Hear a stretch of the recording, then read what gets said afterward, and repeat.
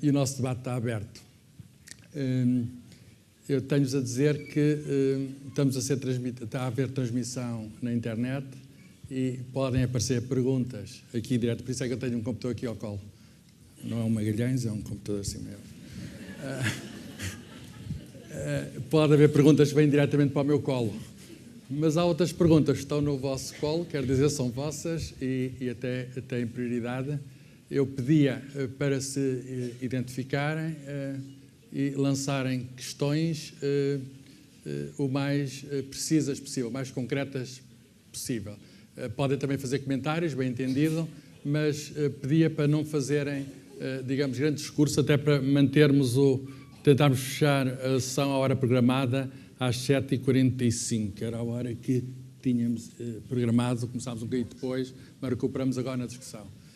Se faz favor, a primeira... outra... Onde é? Eu não vejo com luz por cima. Eu peço ajuda para me dizerem quem é que pediu primeiro. Tenho muitas luzes aqui. E pedia para falar só com o microfone, por causa da gravação e da tradução em inglês. Podem falar em português, bem entendido, também podem falar em inglês. Ora, boa noite. Eu gostei muito das intervenções. Vale a pena estar aqui. Agradeço, portanto, essa oportunidade que me foi dada. Amílcar Coelho, sou um ex-diretor de um centro de formação de Alcobaça e Nazaré, e o nosso primeiro orador disse que, vou ser muito direto, que, tanto quanto eu percebi, que nos Estados Unidos, numa experiência de ensino direto para crianças mais pobres, portanto, numa polémica que me pareceu um pouco o construtivismo, que aumentava o desempenho dessas crianças o ensino direto. A mim, a questão que eu queria colocar é, então, para países como Portugal, talvez seja necessário impor um método de ensino das ciências. Há vantagens em impor um método de ensino das ciências. Isto parece uma questão realmente muito problemática, muito sensível, porque foge um pouco àquilo que é tradicional, impor um método de ensino por parte dos professores. A segunda questão, que eu acho de facto também para nós portugueses é extremamente importante, que é a questão do facilitismo nestes últimos anos, e que Hannah Arendt já tinha denunciado isso nos anos 50 nos Estados Unidos, apenas que sejam precisos 60 ou 70 anos para que isso chegue a Portugal, e a forma como o facilitismo prejudica efetivamente os mais pobres, os mais desfavorecidos. Ou seja, temos que aumentar a exigência, como foi dito pela nossa oradora, a exigência conceitual, pela professora Margarida Afonso. Agora, pode haver um aumento, é possível fazer isto sem formação adequada dos professores, nomeadamente dos professores de ciências? Esta aqui é a grande questão que eu lanço, porque não vale a pena falarmos destas questões do ponto de vista teórico, é preciso saber o que é que vamos fazer do ponto de vista prático. E do ponto de vista prático, de facto, sem exigência, não creio que os mais pobres possam ver na escola pública, sobretudo, uma janela de oportunidade. Muito obrigado. Bem, obrigado. Talvez diretamente para haver aqui algum ping-pong, vamos já responder a esta questão, ou duas questões que foram dirigidas ao professor David Clarke. Primeira, se um tipo de ensino é preferível a outra. Segundo, a questão dos alunos mais desfavorecidos e, digamos, a questão da exigência.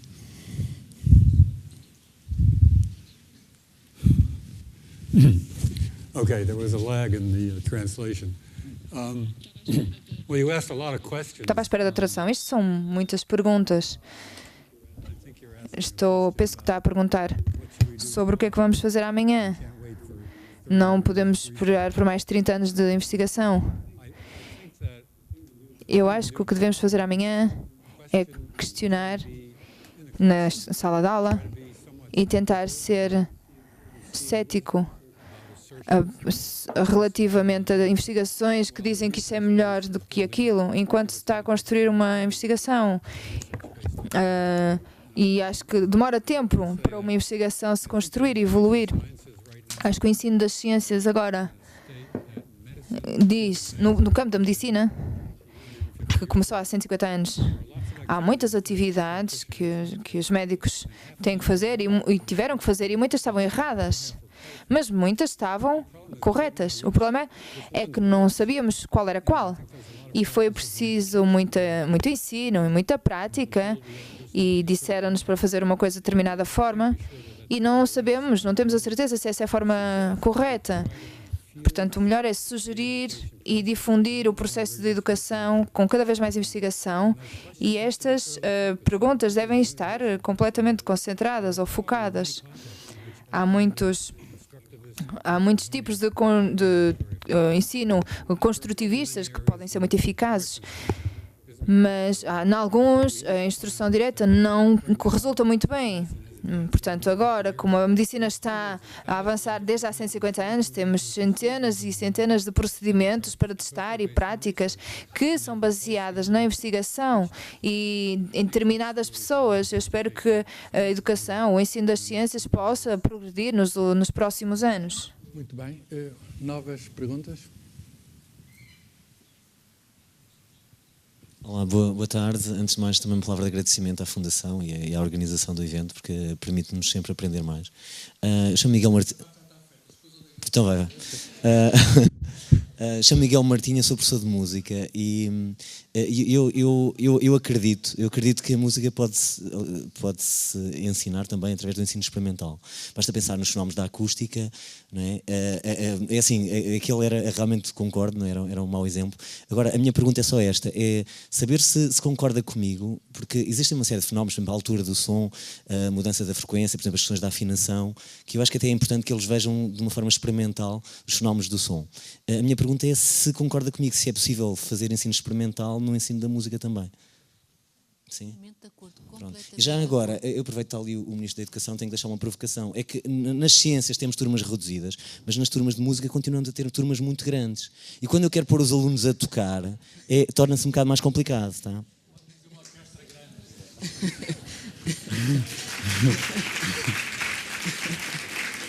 Outra questão. Tenho aqui uma questão que acabei de receber agora mesmo.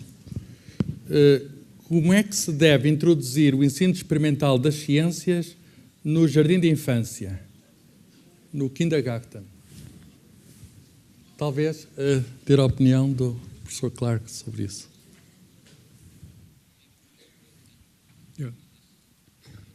Well, I think at the kindergarten level you can A nível try to show children very simple do contrasts. jardim de infância podem-se ensinar em contrastes sobre um tipo de atividade e outro tipo de atividade e depois o seu efeito que tem no aquecimento de alguma coisa, ajudá-los a perceber que há uma hipótese de que algo é verdadeiro e depois testam para verificar se é verdadeiro ou não. E, por exemplo, certos compostos muito simples podemos pedir que eles percebam como é que se identifica o que é que está relacionado com o quê, que pode haver outras coisas que causam uma certa coisa, mostrar-lhes cuidadosamente que aquilo que eles pensavam era a causa de outra coisa e que pode ter sido causado por outras coisas.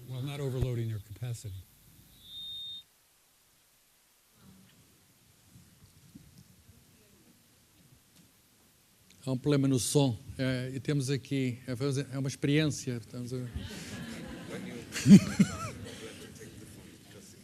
Talvez a professora Margarida Afonso quer dizer qualquer coisa sobre o Jardim Escola, porque ela também se interessa, que eu sei, pelo Jardim Escola. Há muitas semelhanças. Não sei se é Jardim Escola, acho que é Jardim de Infância. Jardim de Infância. Há muitas semelhanças relativamente à introdução e à exploração das ciências no jardim de infância relativamente a outros anos de escolaridade. Há alguns princípios do ensino das ciências que devem ser respeitados em qualquer ano de escolaridade ou em qualquer jardim de infância.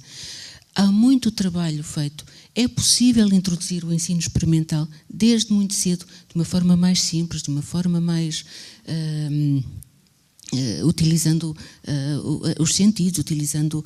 Portanto, há muitas maneiras, de facto, de introduzir. Deixa-me dizer que, do trabalho que tenho desenvolvido no Jardim de Infância, tenho encontrado professores muito interessados e que conseguem desenvolver um ensino experimental com algum rigor no controle de variáveis, de uma forma simples, com uma linguagem simples, mas muito adequada, portanto, é perfeitamente possível e até é desejável, quanto mais cedo começar o ensino experimental das ciências. As experiências não estão generalizadas. Não estão generalizadas, nem conhecidas. Muito bem. Outras perguntas? Se faz favor. Sim, o microfone já aí vai ter, é um microfone móvel.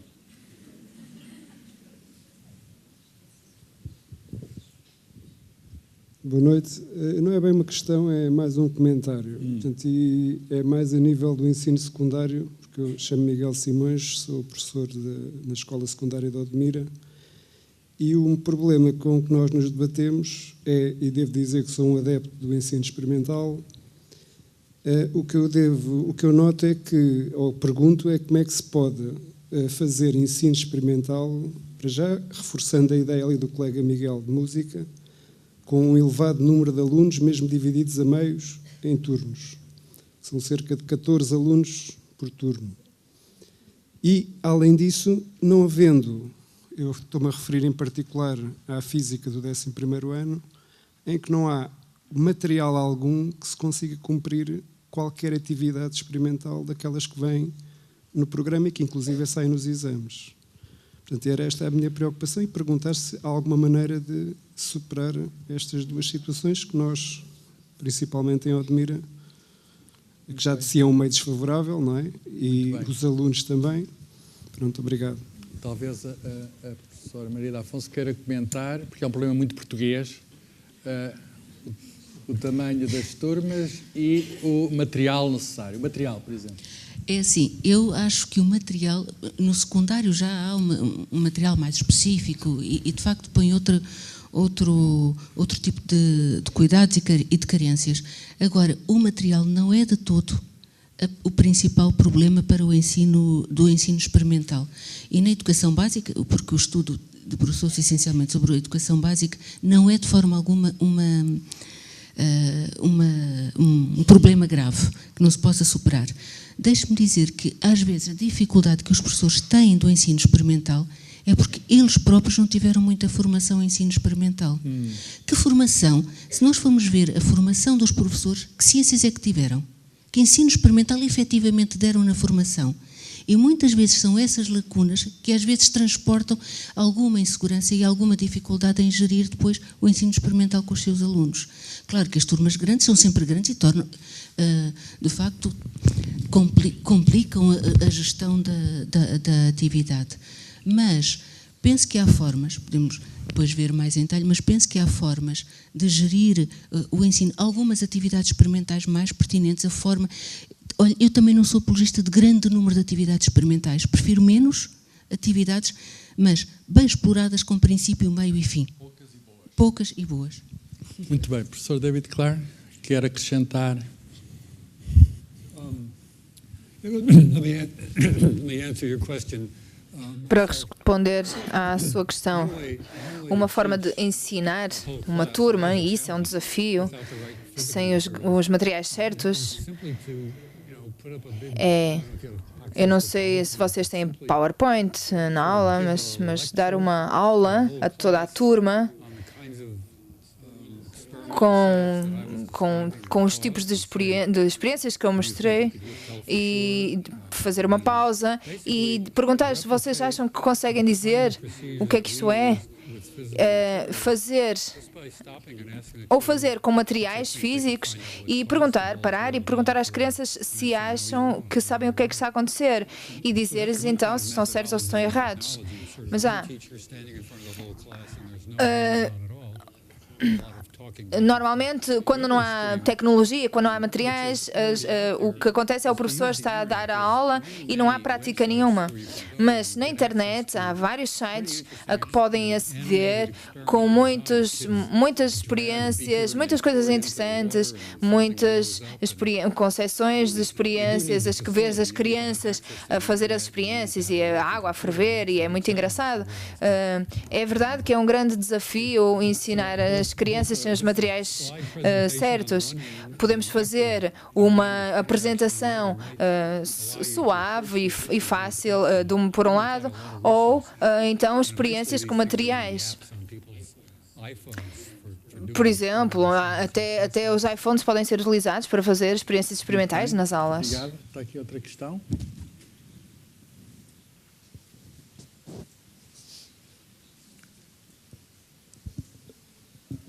Boa noite. Marco Gomes, professor de Ciências Naturais, Biologia e Geologia. A minha questão é o seguinte, sem ser uma provocação, como há pouco foi referido, mas acho que era imprescindível refletir sobre a questão dos turnos e da sua necessidade. Parece-me que ultimamente há informações de que, devido às contenções orçamentais, isso talvez venha a desaparecer. E é preocupante a vários níveis, sobretudo para quem está a trabalhar efetivamente com alunos muito diferentes, com carências diversas. E a minha questão é o seguinte: apesar do Sr. David Clark falar sobre outras ferramentas possíveis usar em sala de aula sem ser os objetos físicos a interagir com eles, hoje em dia os alunos que tenho tido nestes anos, o próprio PowerPoint ou ferramentas como, por exemplo, até da Porta Editora, o BRIP, que é uma ferramenta interativa através da internet, hoje em dia já são instrumentos que muitos alunos, isso mesmo é aborrecido. E, portanto, se não houver um manuseamento de um material, há coisas que não se conseguem atingir, há uma curiosidade que não se consegue explorar. E, portanto, é fundamental haver essa parte efetivamente mais prática, e a questão dos turnos é imprescindível. Eu queria, um feedback dos oradores relativamente a isso, sem querer abusar, mas eu acho que é relevante termos aqui a presença do Ministro da Educação e Ciência para, se ele achar oportuno, e eu acho que seria, comentar também este assunto e quais as perspectivas futuras relativamente a isto. Muito bem. Obrigado. So, you got the question? That's an excellent question. Essa é uma questão excelente. One word kept getting translated as shifts. Eu não sei muito bem o que é shift, o que queria dizer.